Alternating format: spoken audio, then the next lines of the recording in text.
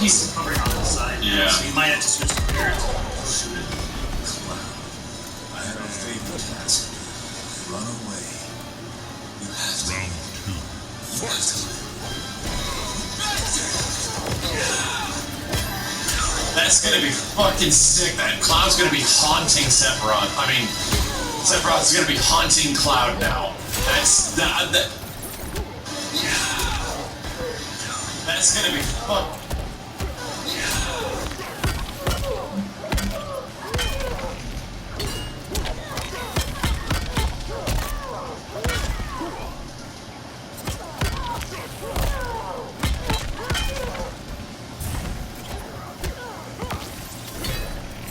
Finish her.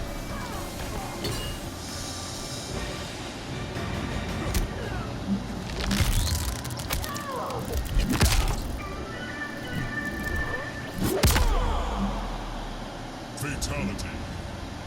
Jax wins.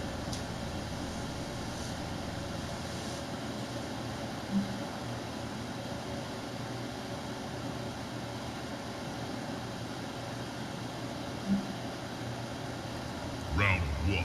Fight.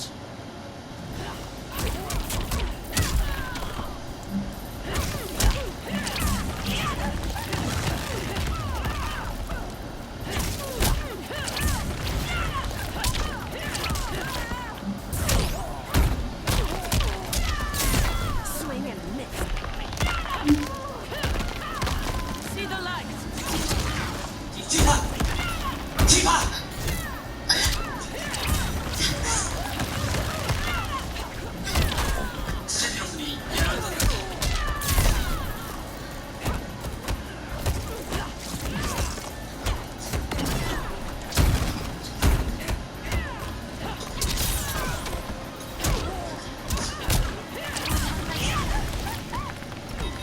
I do what I must. Round two. Fight.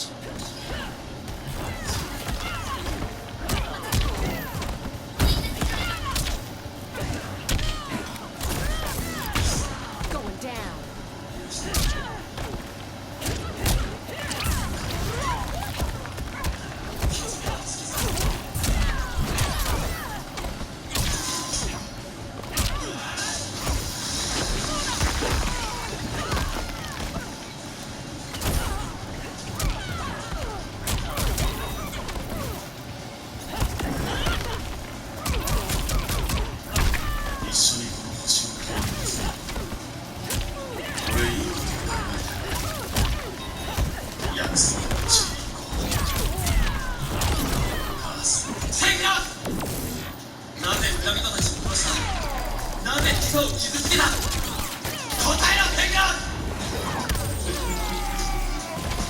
母さん、また奴らが来た。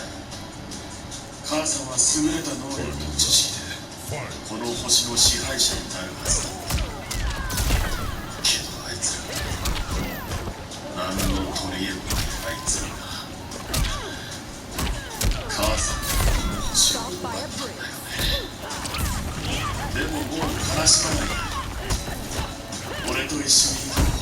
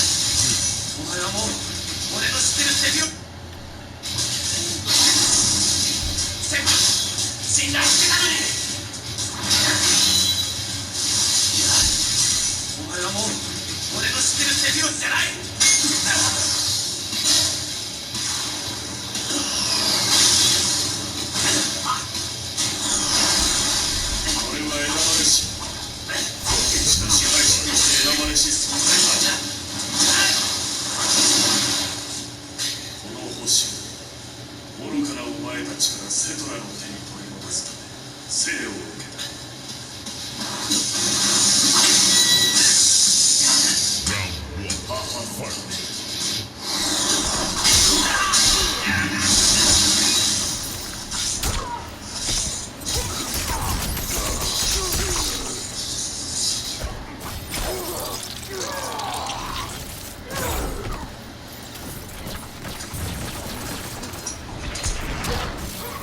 大丈夫だよ。母さん。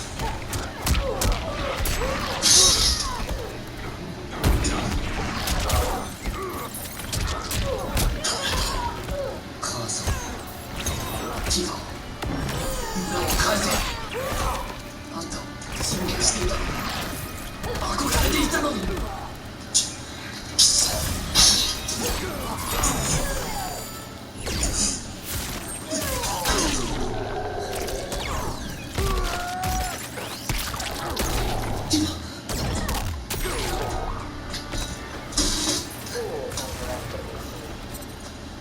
Round 2. Fight.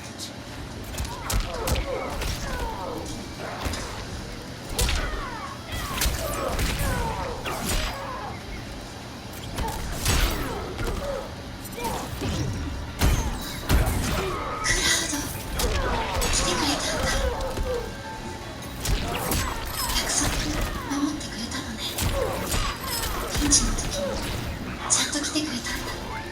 ごめん。 Final round. 来るのが Fight. 少し遅れた。いいわよ。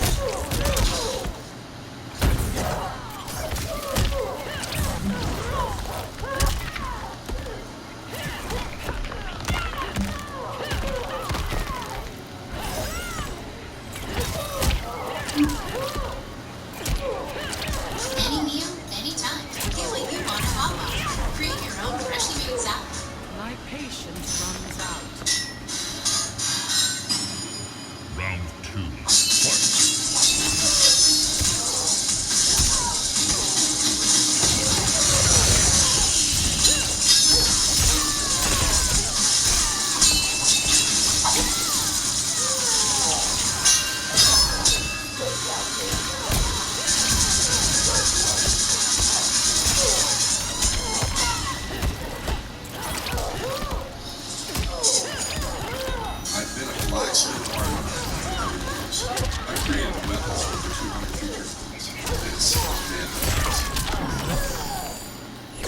My Buster Sword's been looking pretty anyway, so I've decided to give it a friend by giving you Sephiroth's sword from Final Fantasy VII.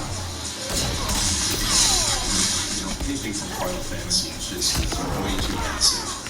Sephiroth's sword is 7'2" length, 5160 steel that lasts for days. Started off 60-inch length, 1/4 inch stick steel, forged it out underneath the power hammer, squashed it on edge to about 1.5 to 1.75 wide, and drew it out. That's a blacksmithing term, drawing metal. It's actually straight. Really like this piece is going to be 84 inches. It's been kind of fun.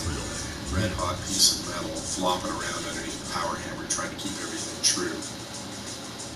I use two hammers. I don't think I've shown before at the end arms. One of which is a hammer which has a big 3-4 inch wide flat area on it. It's called a flatter. So I wanted to make certain that the curve using the flat. It's a very odd shaped hammer. It's actually designed for forging katanas for Japanese swords. So you have a collection that I bought and set on a shelf I use. It's not going to get sideways and all the weight's coming right into the forefront of the hammer. But the blade profile is too shape unlike starting right at the edge of this and getting it so kind of a triangular cut on the spine of the blade, which is the traditional katanas. I was in the grinder for probably about 8 hours just finishing it. It's just a big blade.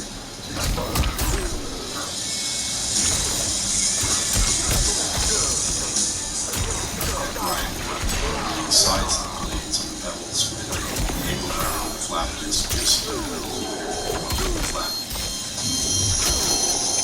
That's all. Just take it out. Heat-treated buster sword, oil, caught on fire, and shot 8-foot flames to the ceiling. Looks like we're prepared and prepared we didn't need to be. So it seems to have worked well. I'm also taking a massive ingot of bronze and forged it down to about 3/16 on 3x4 inches with a guard or suba that will go on the front of the grip there. Brass habaki, which is not a barbecue like it sounds, but actually a little spacer that goes in front of the suba, so everything goes together there. Alright, in order to make a proper grip or handle for the Sephiroth, use this chair leg. So you had a bolt on the end, repurpose this. We milled out the interior for the tank to fit in, press fit that.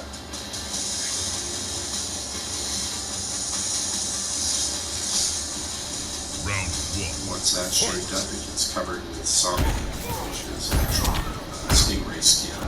We that nylon corded katana crisscross back there. I took a sheet of bronze and ran it through the Kombat machine to make a triple beaded bezel wrap around the top and bottom of the grip, and then the hammer in the position holding in a couple places. The best thing that I found that works for it is chopsticks. Sushi restaurant, you want to draw the chopsticks, pick them up the floor and take a good use of getting to it. I'm going to have to adjust it before we do final grinding on it. Then we set, polish it up, Round sharpen two. Fight. this piece. Sephiroth would definitely win a battle against Buster Sword. This Buster Sword, once you get picked up in the air, you drop it on the person. That's your one shot. Sephiroth, you can swing it around 3 times. Actually, you use it beautifully. Something that long, but it's still a little bit close. It's like they're having a birthday.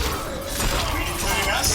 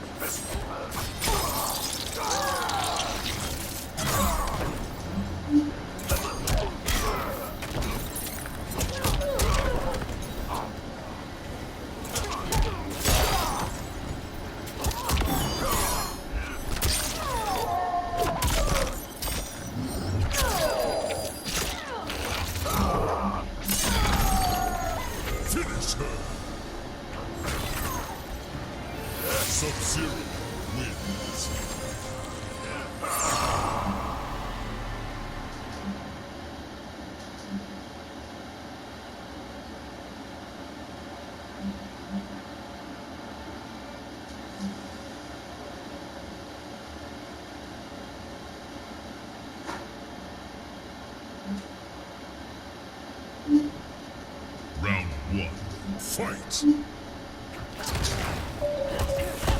Great, just great. Stranded. You don't have State Farm anymore.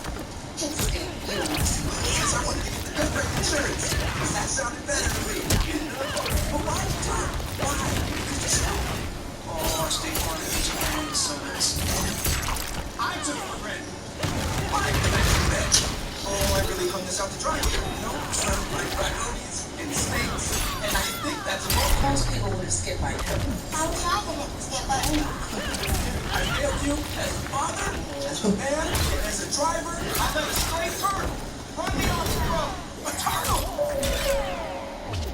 Hey everyone, JoJo Wi-Fi here, and as the title suggests, the topic of today's video is in regards to the newest update we recently received in Devil May Cry 5, which has updated the list of moves that Virgil can perform when you encounter him on Mission 19 and Mission 20. One of the more notable mechanics Virgil can now perform being a cancel from the Helm Splitter into an Air Judgment cut. So, hunters and huntresses, in typical fashion, let's break down what this new patch means for Devil May Cry fans and Team Wi-Fi. And if you haven't already, be sure to subscribe to stay up to date on all Devil May Cry related news and topics. With that being said, let's get started. Now, hunters, the decision to add mechanics to Virgil's fight in Mission 19 and Mission 20 is quite a curious one, considering a member of their Capcom team took to Twitter and has already alluded to additional mocap work with Yamato. Even more odd is when the tweet gained the most traction, she chose to delete it, so it is no longer there. We have a screenshot where she took it down. In addition to that, this completely contradicts Matt Walker's statements in regards to the development of Devil May Cry 5. The video game producer for Devil May Cry 5 claims they don't intend to add anything, but yet there we are with a free patch update, subtly adding to Virgil's kit. As I stated previously, Virgil is not capable of canceling Helm Splitter into an Air Judgment cut prior to this. He's also now capable of canceling his ground or the standard Judgment cut into a rapid slash. Most traction, she chose to delete it, so it is no longer a cancel.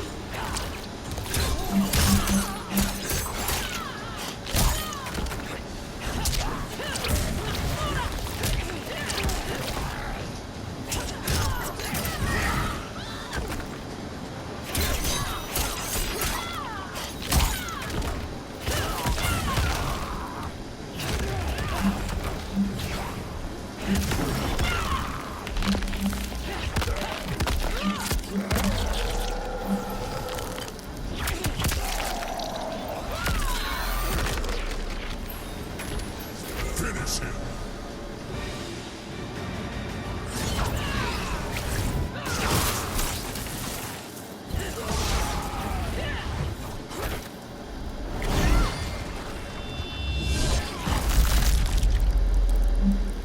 Fatality. Cetrion wins.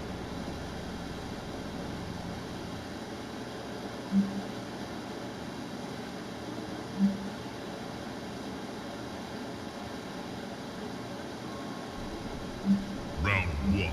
Fight!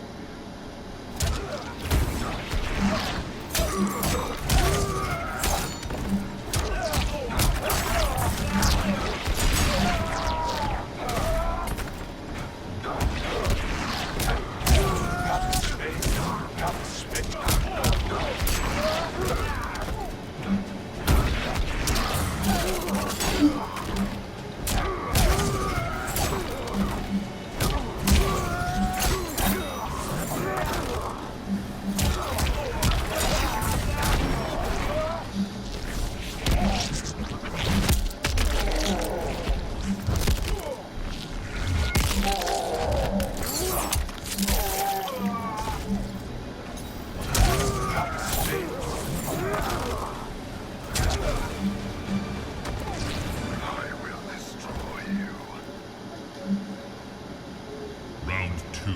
Fight.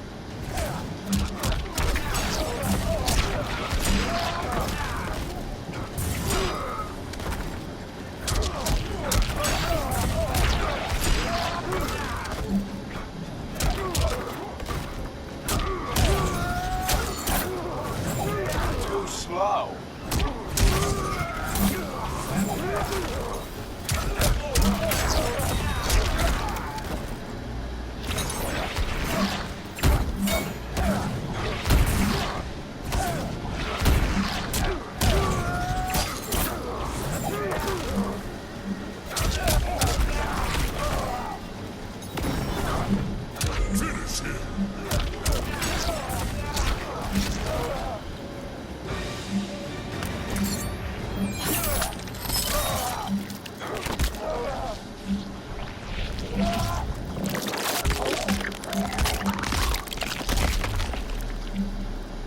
Fatality.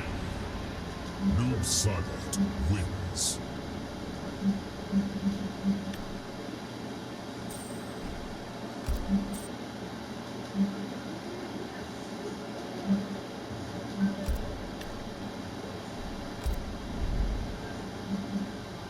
Frost Noob Saibot.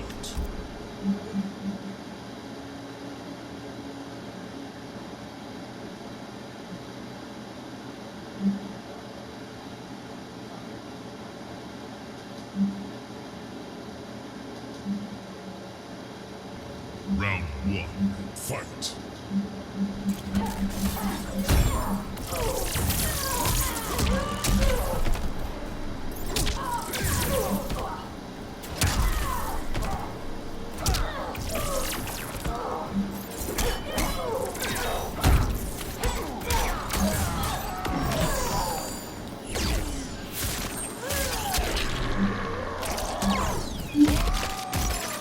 Here's another reason to join Team. This real match.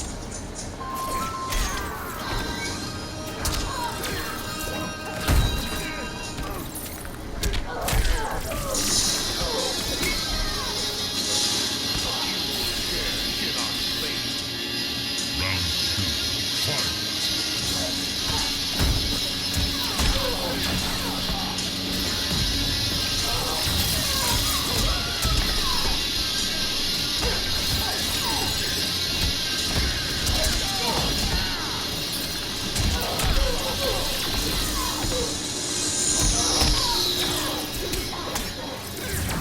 Well, I'm gonna stop.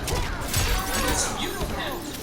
Let's be honest, if you took Pixar out of the equation, Disney would still be putting out CG lifestyles. Animals, Falcon, Frozen, Moana, Disney can make smash after smash winning over both audiences. Some of them are going to be the highest grossing movies of all time. It's amazing the quality of films they're pushing out. God, did it not start that way?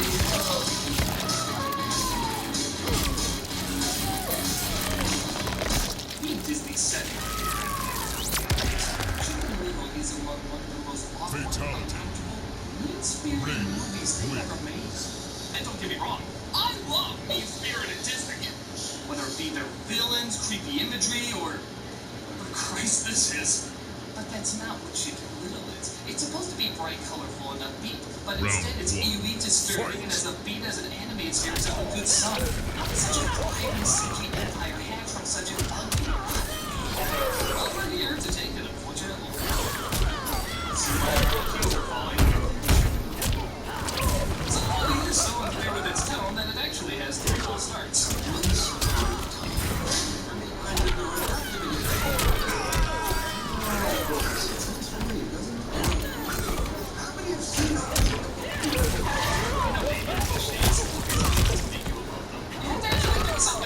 It's like if I start off the movie with this movie starts in a storm. No house, no box. Sometimes I type my post-it notes into the screen. With previous no intro, as we just cut the Chicken Little telling everybody to run for cover. It is already confusing jokes.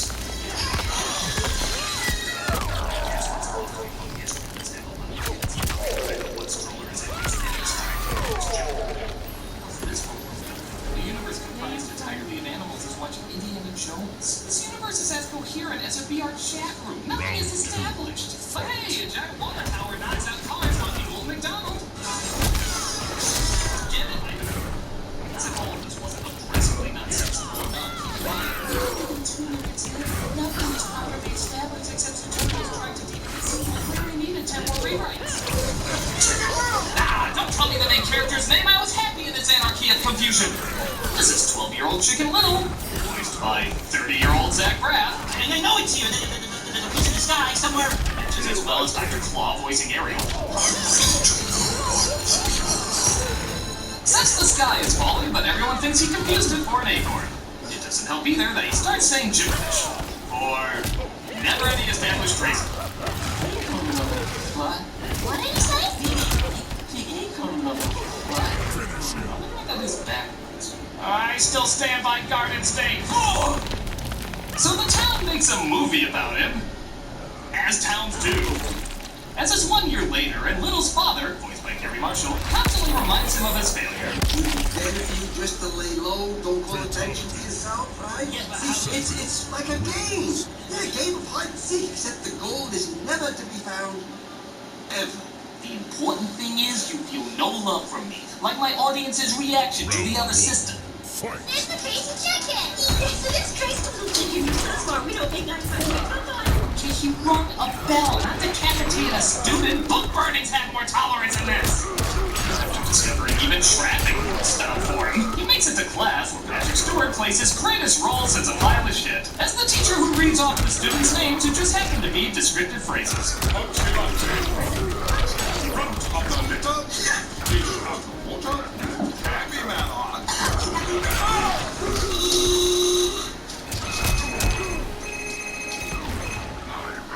Hello? This is the 1950s. We'd like our cartoon sound effect at something ugly back. I'm sorry, I have no control. Oh, well, who died? But they made it in 2005, right? Yeah. When they have moved on to newer material by then. Well, one would think for Disney. Oh, God. Disney use that joke? They must be in the right. Well, they will be for a while, but believe it or not, they do. Well, why am I still going with this joke? Is it wonder, by the way, the animation moves like a choppy cutscene from a PlayStation 2 game? Everyone is either spastic or has more Molly in them than the movie Ghost. Kombat. Split into two teams. Popular versus unpopular. Move over, George Orwell. Someone else will beat you for this commentary. Stay unpopular. Should we read safety guidelines? Sure. Hit the pig, kids. I always feel like this world is one step away from Man in the High Castle. Calm down, Ron. Just do what Fish is doing. Do we copyright money on a song for a joke that blows? Chicken Little tells Ugly Duckling, he says, that he wants to do something great to get everyone's mind off the goof up they made a year ago, and make his dad proud. But she doesn't think it's a good idea. The nut needs to be cracked open. Bam! Smash! Bits of emotion flying everywhere. Anger, frustration, denial, fear. You see what I'm saying? Character over-explains something that nobody understands. Classic outdated comedy. Now comes the part where we throw our heads back and laugh. Ready? Noob Saibot. Ha! No. There's a whole section about it in this month's Modern Calendar. She says he needs closure with his father, but Fish Out of Water uses the cars that fall out of her magazine to build a skyscraper. I thank this movie for allowing me to reference Loaded Weapon 1 by asking the question you stole from Loaded Weapon 1? Little tells the bullies to stop picking on them, but he's flung against the window, adding to the good cheer this film has to offer. I guess this is done. The teacher's gone, but really, wouldn't it be encouraged while the teacher was there? This world is pretty sick. He sets off the fire alarm, though, of course getting blamed, leading to his father called to the principal's office.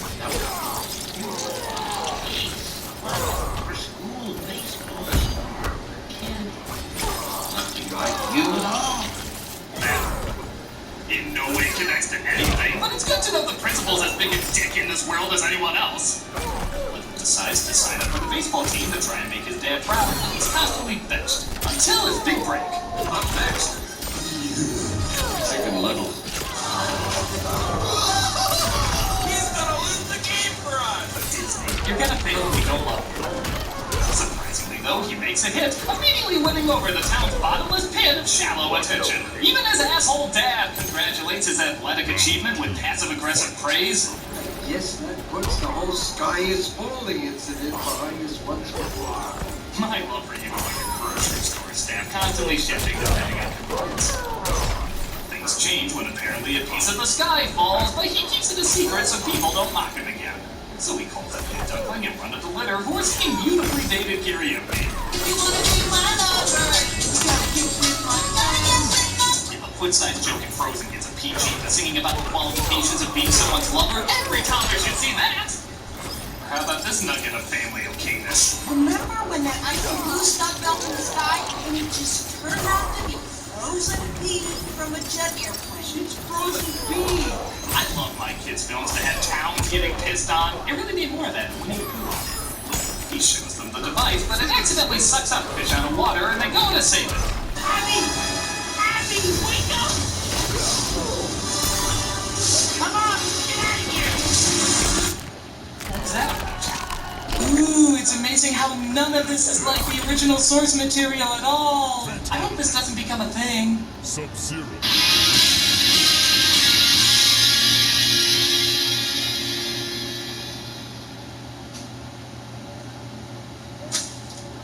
Quick! The quicker picker-upper. Bounty. Round 1. Fight.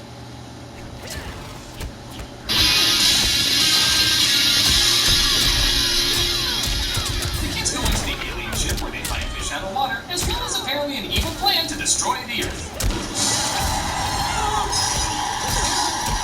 Either that or they're just marking off places they've already been. I cross off a day on my calendar I didn't destroy the day. The aliens find the kids though and try to attack.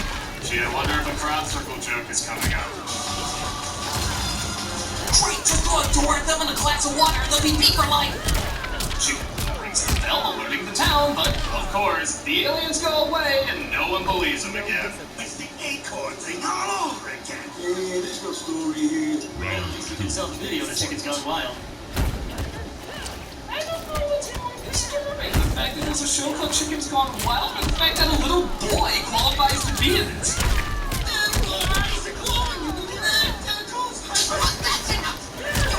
Mommy, take away your Streisand collection. Can the remainder of this review just be me speculating what kind of animal Streisand is in this world? I'm gonna say anteater. Of course, he looks to his dad for support, who completely turns his back on him yet again. I'm really sorry about this, everyone. Looks like this is just a big, crazy misunderstanding. They designed it with 2 apple seeds for eyes. It's amazing he sees anything at all. One of the aliens is left behind, though, and I do have to give credit that they could have gone with just a generic alien design, but they do get creative by putting people red shirts and troll hair. Must be that Kingdom of the Crystal Skull would have been a little better if this was the alien. Plus, he ends up befriending them. His name is Kirby. They left him behind? Darth Vader's little father? Oh, come on, because films are the only human movies we get out here. How aren't we talking about them more? But the sky breaks apart for all the town to see, and the aliens start invading, looking for their kid. We gotta go. No, wait, Dad, I gotta tell you something. What? I know, you were right. Alien invasion. I see that now. Look up. Okay, for the amount of assholiness we've been putting up with, that's not enough. We need, like, the entire town to bow down to him like Return of the King. You keep getting copyrights for other songs. How about Howard Shore scored from that moment? Forget it. You wouldn't believe me anyway. Son, come back. Son. Forget it, Buck. It's Chicken Town. Where they play Chickens Gone Wild. Seriously, what was that? Well, obviously ripping off Spielberg's War of the Worlds. Apparently not obvious enough, as they literally have to tell you. It's like War of the Worlds out there. And this isn't a parody of The Matrix. Buck catches up to Chicken Little and they try to work things out. You were there for me. You were there when I won the game, but not when I hunt the sky down. Mom, she was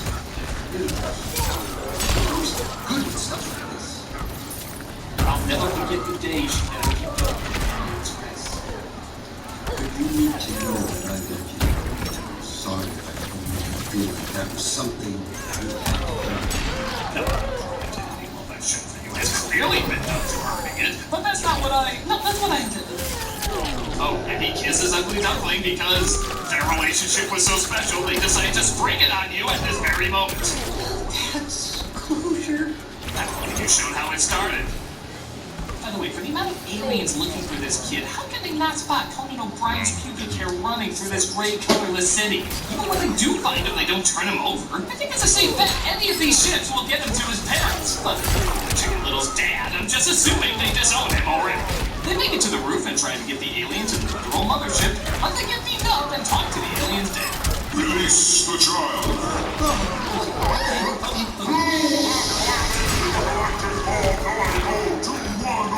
I recognize that number. That means it's funny. It'd be nice if there was some connection to that zip code that gave it some relevance, but just me recognizing it is enough. Right. Words are hard. But the sun comes in to save them and returns the town to how do Willy Wonka put it? normal, terrible secrets. That is, except for Foxy Loxy, who seems to have lost her bully tomboy ways. Put a regulation on it. Lollipop, lollipop, Ha! The little girl her parents raised is dead. But show tunes! lollipop, lollipop. Alright, look at the time. We better get moving on.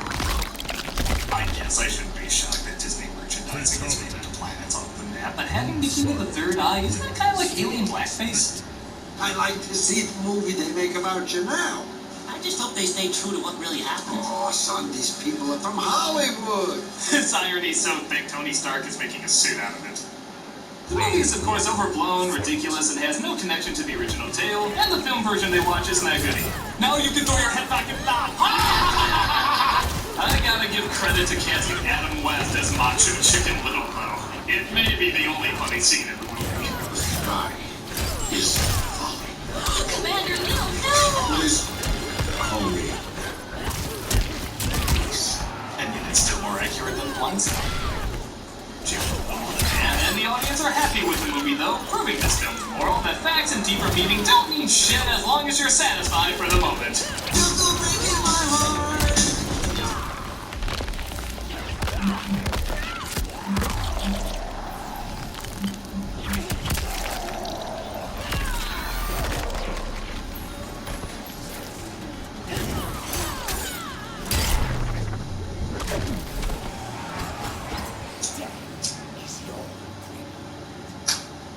Round 2. Fight!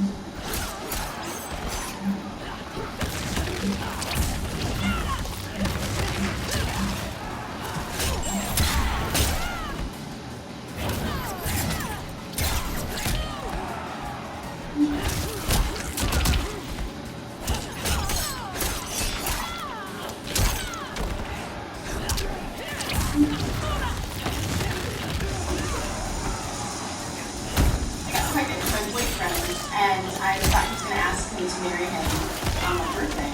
And he and so I decided clearly because I'm going to go around and sleep with as many people as I can to keep it moving. I still want to be with him.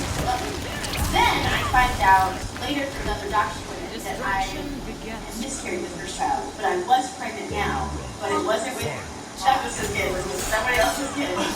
And so I'm like really heartbroken because I was just trying to get even with him.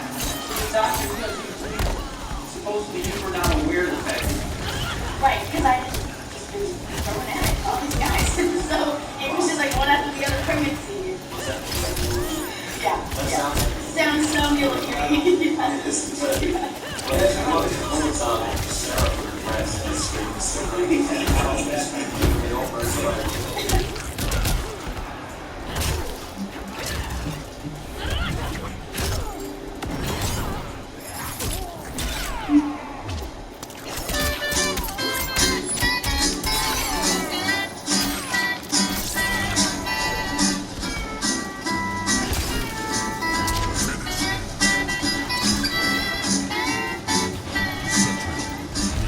Hello everyone, I'm here at E3 2019. Please introduce yourself for the folks at home. Who are you? What do you do at CD Projekt Red? My name is Mateusz Tomaszkiewicz, and I'm a quests director on Cyberpunk 2077. How's E3 so far? What's the reception like? The reception is amazing, actually. Like, we expected people to be excited about Keanu, but, we didn't expect that much buzz about it. I think the breathtaking comment there really kind of was the cherry on top, really made it meme-worthy. Now, Keanu, tell us a bit about that story. How long ago did you guys decide we need Keanu for Johnny Silverhand? And how did you convince him? So, around a year ago, as far as I'm aware, we contacted him after thinking of, who is Johnny Silverhand? So, the character that Keanu is playing. And Johnny, basically is a rebel. Yep. He's a character of principle, like he stands for an idea. In this specific case, the idea is opposed to the big corporations that are ruling the Night City and that built this oppressive system that grinds people up and and treats them badly. And Keanu has a long history of playing characters who are like just like this, who stand for an idea and fight for it. Yes. So for us, it was a perfect pick. In terms of how we convinced him, I guess that's the secret of our business. I have no idea. I was not You weren't involved in that? No, but we were all at the studio really impressed that they managed to get this deal done. How long ago did you guys know that Keanu was going to be on board? Well, at first it wasn't a public knowledge in the studio, but as the time went on, it was decided to to share it with everyone, and everyone was super excited about this. And and we even got this video message from Keanu for the entire studio, and everyone was like super hyped when we saw it. Yeah. Wow, that's awesome. Now, how much does Keanu participate in this game? How much dialogue does he have? Does he interact with you a lot, or is he just a cameo? Oh, definitely not a cameo. Okay. Like, Johnny is one of the main characters in the game. You could even say he's like a second protagonist almost. So you'll interact with him throughout the majority of the game, and a lot of the plot revolves around him. He has a complicated relationship with V, so the main character, and you can form this relationship in different ways based on how you play throughout the game, which of course I don't want to spoil at this point. But I would say his role is pretty significant, and he has a lot of lines, which is great because Keanu is quite experienced. Exactly. Now, towards the end of the demo, we saw a bit of a teaser in regards to a little-known character known as Alt Cunningham, who those who play the 2020 tabletop will know was Superhand's girlfriend and a legendary hacker. So there's going to be a lot of interplay there, you can expect. There might be. Okay, yeah, of course, you have to be a little vague about that. Exactly. Now, what about other iconic characters like Morgan, Blackhand? Well, I don't want to spoil too much at this point. However, if you know the original setting, you might expect some of the characters, really big in the stories, to make an appearance. Okay. Now, in the previous demo, during the character customization going on for your child computer, you could select Silverhand, was it Blackhand, as well as Arasaka. Can you talk a bit about that? What that entails? What that does? Well, to be honest, at this point we are still working on the character creation. As you could have seen, we have a work-in-progress version of it. This both applies to what facial features you can use and the choices like the one you mentioned. The ones we have set in stone for now are the life paths. So, like the origin of your hero, which means, like, for example, you're a street kid that was, living on the streets and that knows well the dealing with the gangs and can use it to their advantage. A nomad, so someone who travels between the interstates, and they have different kind of experiences. Corporate as well. Exactly, like someone who climbed the corporate ladder and knows how they work and knows how they think. And this impacts a lot of dialogues throughout the game. Right.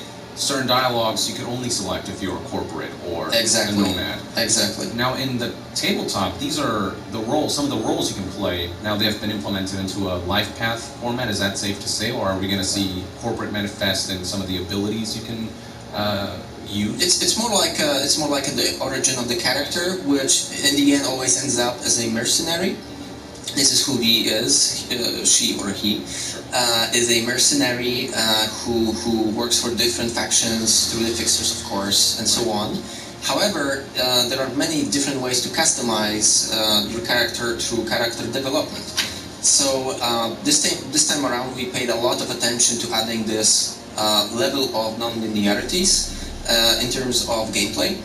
So in terms of how do you play through the missions and what skills do you use and so on, very much more so than we did on The Witcher, for example. So for example, you can go into heavy guns and you can shoot your way through, or you can specialize more in hacking, or install a lot of cyberware that will help you in stealth and so on. So we've put a lot of attention and a lot of focus on this kind of non-linearities and giving the player freedom of playing the game as they would like it to be played. Yeah, you showed in the demo, essentially you went back and forth between two different Vs on the fly and showed just a completely different way of tackling it on both sides, which was... This was one of the big goals for this specific demo. We wanted to show how the game plays in different ways in these specific situations. Of course, in the final game, you won't be switching on the fly like this. Of course. We did it for demo purposes. Yeah, exactly. But you know, I think it illustrates well how many paths and how many possibilities do you have on these levels. Yeah, it looks very intriguing. Now, speaking of he or she, does gender affect some of the paths you can take in the narrative? How much of an influence does that have on the story? Well, we do not cut off any kind of content based on gender or any character creation choices you make. However, you might expect like different like dialogue differences or like quest differences based on the choices you made. So I feel it adds a lot to the replayability of the game. However, it doesn't cut off any content for the completionists. Okay, so on your first playthrough, you could see. Yeah, most of the content, but of course, to roleplay as these different characters, you need to play multiple times. Is there a New Game Plus? This is something we're still thinking on. Yeah, New Game Plus, I think, has become a popular feature that I think a lot of people would love. Now let's talk a bit about net running. So we saw sort of instantaneous net running with like the wire that you can use to hack NPCs, or you go into terminals to hack those. And then there was a deeper level of net running we saw towards the end where you literally go into the cyberspace. Can you tell us a bit about the cyberspace aspect and how deeply we're going to explore that? So for this, I'm going to give you a little bit of context of why did we do things like this. So in the general timeline, at one point between 2020 and 2077, there was this catastrophic event where one of the legendary netrunners have released a lot of malware and like rogue AIs into the web, which basically created chaos all around the world, right? And Netwatch was tasked with like solving this problem basically, and the idea was that they have created this thing called the Black Wall, which separated the original cyberspace, so the one you might know from 2020, from the rest of the world. And most of people in the world right now, in 2077, they use like local networks. So this is why in the mall, for example, in the demo, you had to find an access point to connect to that local network, so you could hack these different devices or people that are connected to it. And the reason they did this, of course, is to prevent this from happening again. However, the original cyberspace still exists behind the Black Wall. And the bravest and the most skilled netrunners are still trying to get through, to reach it, to get to the other side, and to see what's there. However, none of them ever returned. So it's this mysterious place. Like I like to think about it as this Lovecraftian kind of thing, like this different dimension where the rogue AIs do their own thing. Cyberpunk Lovecraftian, exactly, and they develop themselves unchecked, basically, because the Netwatch doesn't actually control what happens there. So it's kind of a mystery around the world. Will we be going beyond and seeing what's on the other side? Well, you'll have to play to learn that. Now, a big part of the cyberpunk genre is body modifications. And a lot of people are wondering, after you create your character, we saw in like the previous trailer, one lady, like her entire jaw was off and she was like looking at herself and seeing what would fit. Will we as players be able to replace different body parts as well and customize to that extent? Yeah, definitely. Like there are multiple slots you can replace with cyberware. So for example, your arms, your legs, your chest, your nervous system, and so on. The extent to which you can do those changes is pretty significant, I would say. And once you install these things, you can also upgrade them. So for example, you can replace your legs with a cyberware that gives you a double jump, which gives you an access to different places you couldn't reach otherwise. But also you can upgrade it later with silent running, for example, which helps you with stealth.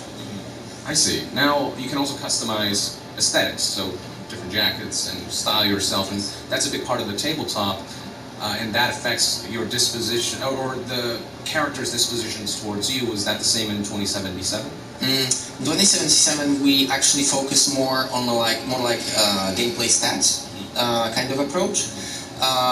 In terms of the dialogue, it doesn't actually have impact on how the dialogues play out. There are certain situations in the game that are narratively driven, where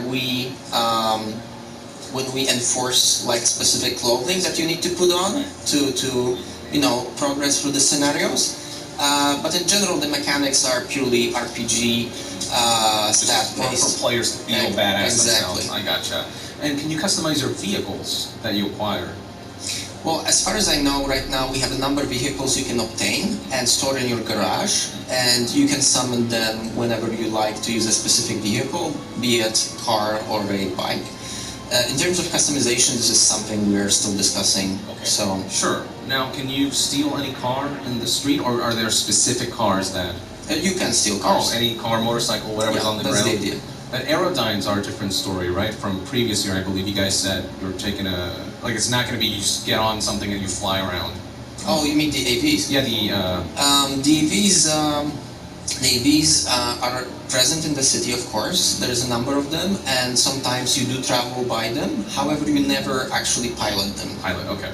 Gotcha. As for weapons, can you customize those with attachments or cosmetics? Yes, definitely. Like, we have a system of customization for the weapons, which allows you to, for example, attach a scope to the weapon, or, how do you call it, a silencer, Oh, yeah. like magazine extensions and so on. Awesome. It's different amount of slots for different weapons, you can find many different enhancements. Can you spray paint it and make it your own in that way? This I actually honestly don't know. Oh, okay. Awesome. Well, yeah, because a lot of people love customizing every aspect, including weapons. It's still very much in development, Sure. and I saw the system for switching like enhancements for the weapons, like the silencer. I didn't see anything for the like spraying it, but who knows? Now, I want to talk a bit about Jackie's death in the trailer. Is that a set thing, or is that like player choice led to that, and we can take a different path? Honestly, I'd rather leave it a mystery for now, so the players can find out on their own. Okay, fair enough. One question asked radio stations, but we found out in the demo you can indeed listen to multiple tracks. And these are all cyberpunk based? These are all all of these music tracks were done strictly for us. So we have a number of them, and there are different stations that you can listen to, as you saw, and yeah. Awesome. So these are original soundtracks? Yes, they are original soundtracks. Okay, so when you're in a vehicle, can you plow through crowds, GTA style?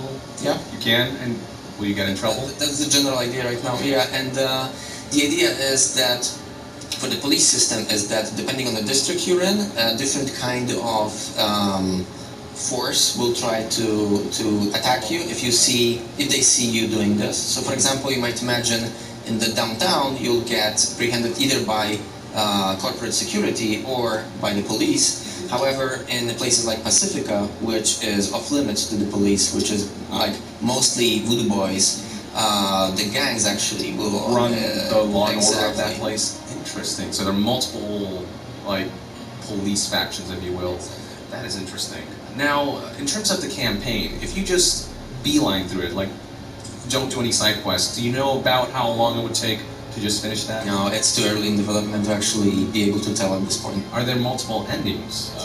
Yes. There are. A lot of users have asked if you can finish the game without any augmentations, if you can just be a fully For sure, human. yeah. Really? I know like part of the plot is that somebody forces an augmentation on you. That's a good point. That's a good point. Yes, like the minimum you have to have is Kiroshi Eye and the grip. That's what we showed last year. That's what you get installed at Victor's in the prologue. However, the rest of your body you can leave untouched. Okay, and then there's that chip. That as well is an important aspect, and to have that chip there you need. Well, actually, not everyone, but most people in the world of Cyberpunk 2077, they have these basic slots. So they have slots for the chips. That's the one that V has, and they have the personal link as well that they're using to connect to different devices. Okay. In terms of level cap, what's the maximum level players can achieve? I don't think we've decided on this. Okay, but there will be a cap, or is it going to be infinite? Oh, we don't know yet? Okay. Is there going to be a photo mode? A lot of people love to take pictures of this, beautiful city that you've constructed. Well, for sure this is something we are considering seriously, seeing how popular this feature is in many different games. Is it going to happen? It's hard to tell at this point. Factions. There's multiple now. We've got the Maelstrom from before, now we've got Voodoo, Animals, and people are wondering, how many of these factions are going to be in the game? Can you side with certain factions and that affects your disposition towards others? Like, how does that interplay work? So we have 6 main districts in the city, and each of them is governed by a different gang. Like we talked about this police force, right? 6 major gangs? I would say so. Okay. On top of that, you have the Badlands, so the area outside of the city, where you have the nomads and you have the Raff and Shid. On top of that, of course, we have different corporations that are present within the city and different fixers. And in terms of like working with them, there is no like reputation system that kind of tracks this, but it is mostly narratively driven, which means there are specific quests in which they will react to your actions and where you can side with them, or you can... Right, we saw in the demo you could side with Netwatch or with the Voodoos, and based on that, I guess a lot of different things. Yeah. But in the end, V is a free, how do you say that, free gun from yeah, right? yeah, a gun for hire, like Exactly. a freelance type. Freelancer, yes. She doesn't actually, or he, decide permanently with a faction. Awesome. Okay. Now, as for the world itself, how expansive is it? People are wondering, can you enter any building, or are there certain buildings that you will know you'll be able to enter, but others are kind of more background? So, yeah, how expansive is it? The verticality, how much of that plays into your gameplay experience? Okay, so in general, the city, as you see, is quite vast, and there are many buildings you can enter. However, not all of them. You can enter mostly the ones that are necessary for the content that we are creating. We didn't want to have just empty buildings sitting there. That would not make much sense. Yeah. And so, like I mentioned before, you have these huge 6 districts, which have sub-districts within them, and a lot of these buildings are vertical, so they have multiple levels that you visit. On top of that, we have the Badlands, which is this more like, it's outside of the town. It's more like these ruins, wasteland kind of Cool. environment to explore. We haven't seen that yet, have we? We didn't show it on any demo yet, no. Okay. How high can you go? Like, how high are skyscrapers? Like, people are wondering, can you go up to a incredibly high rooftop and just jump off and see what happens, stuff like that? Like, how free is your mobility in terms of verticality? This again depends heavily on the content that we have. I'm a little bit afraid of spoiling something for the players, but I think the highest buildings are in the downtown area, so where the corporations have their... they make up buildings. Exactly. That makes sense. What about mini games? Are there activities to partake in the city? I don't know, play some pool or something akin to Gwent. So right now we have hacking minigame that you saw in the demo. We have a shooting range where you can train your shooting skills. We have car races, and we melee practice, but no card game that you can talk about. This is an interesting question. Somebody asked, will CD Projekt Red be a corporation within the world of Cyberpunk 2077? Are you guys a mega corporation within that world? Not that I'm aware of. Alright, that'd be a cool little Easter egg. Now, this is interesting. Some people have been wondering about PlayStation 4. On the Sony side of things, they've been like censoring a couple things in terms of like more adult content, and this is a very mature game. Is there anything on that front that's kind of